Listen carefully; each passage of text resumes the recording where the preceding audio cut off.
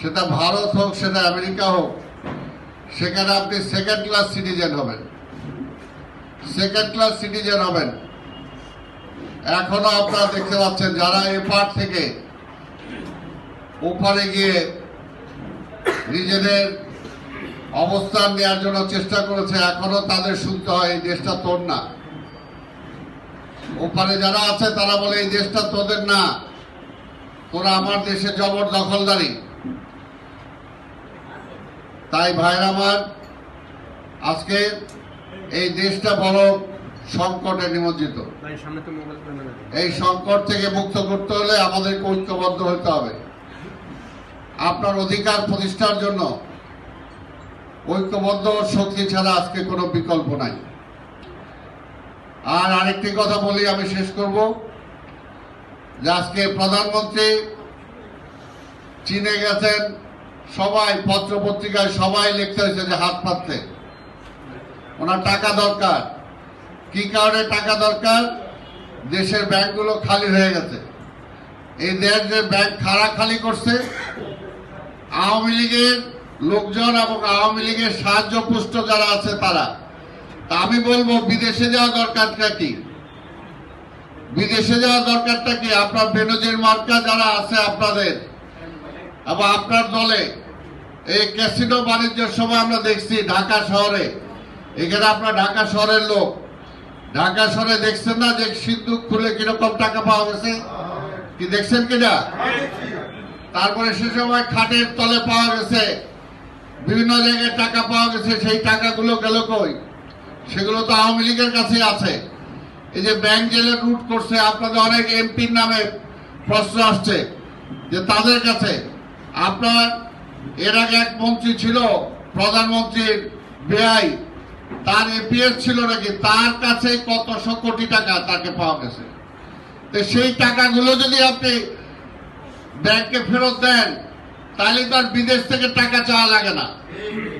কি কথা ঠিক কিনা? টাকা চাওয়া লাগে না, ঋণ নেওয়া লাগে না। আপনার ঋণ নিয়ে টাকা আনবেন, আর ওই টাকাটা ভাগাভাগি করে নিজেরা নিয়ে যাবেন, আবার বলবেন যে টাকা নাই। তাহলে এটা তো হয় না। কাজে নিজেদের ওই সমস্ত টাকাগুলো তাদের থেকে আদায় করেন। ঋণ খেলাপি যারা আছে তাদের থেকে টাকাগুলো আদায় করেন। এখানে সবাই বলে কোটিপতি, আর আমি বলি ওটিপতি। সবাই ব্যাংক থেকে টাকা নেয়, ব্যাংক থেকে টাকা নেই, ব্যাংকের টাকার কোনোদিন ফেরত দেওয়া লাগে না। বাংলাদেশ এমন একটা দেশ, পৃথিবীর ইতিহাসে আর কোন দেশ আছে কিনা আমার জানা নাই যে ব্যাংকের টাকা নিলে ওই ব্যাংকের টাকা আর ফেরত দেওয়া লাগে না। পৃথিবীর কোন দেশে নাই, কোন দেশটা এরকম একটা দেশ। কাজে এখানে হলো লুটেরাদের দেশ, লুটেরাদের দেশ।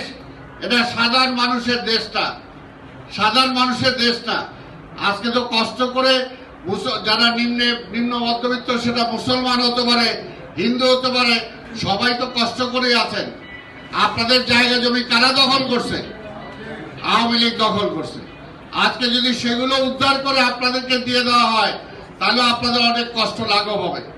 অর্থাৎ আওয়ামী লীগ লুটেরা ব্যাংক খাইছে, হিন্দুদের সম্পত্তি খাইছে, মন্দিরের জায়গা খাইছে।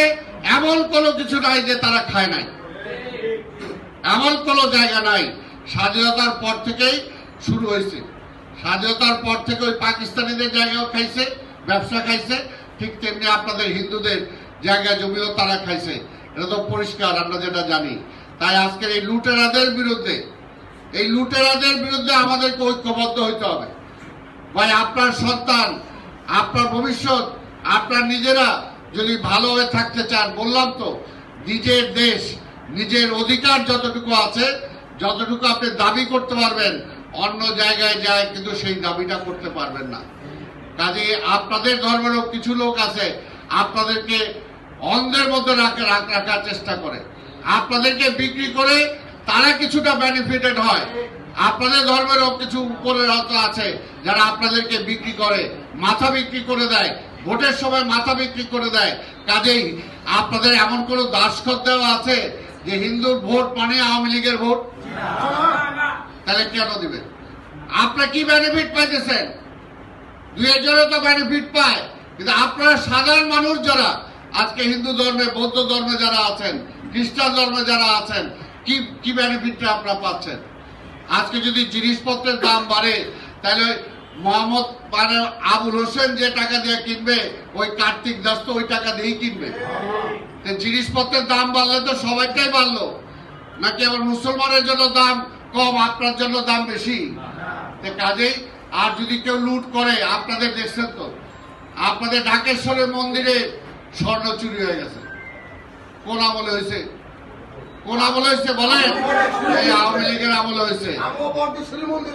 এই যে রাজারবাগ, কালীবাড়ি শুনছেন চুরি হয়ে গেছে। আমার হাত দিয়ে আমি কয়েক বড়ি দিচ্ছি। সেই এইরকম চুরি হয়েছে। কারা চুরি করছে? আওয়ামী লীগ চুরি করে। চোরের দল এটা, একটা লুটেরার দল। আর ধর্মের কথা বলে, আসলে ওরা কোনো ধর্ম মানে না। এদের কাছে কোনো ধর্ম নাই, কোনো ধর্ম নাই এদের কাছে। এরা হলো লুটেরা ধর্ম, লুটেরা ধর্ম, এরা চোরের ধর্ম। কাজে লুটেরা, চোর, এর হাত থেকে যদি এই দেশটাকে আমাদের উদ্ধার করতে হয়, সবাইকে ঐক্যবদ্ধভাবে আমাদেরকে এগিয়ে আসতে হবে। তা আমি আজকে এখানে ধন্যবাদ জানাই।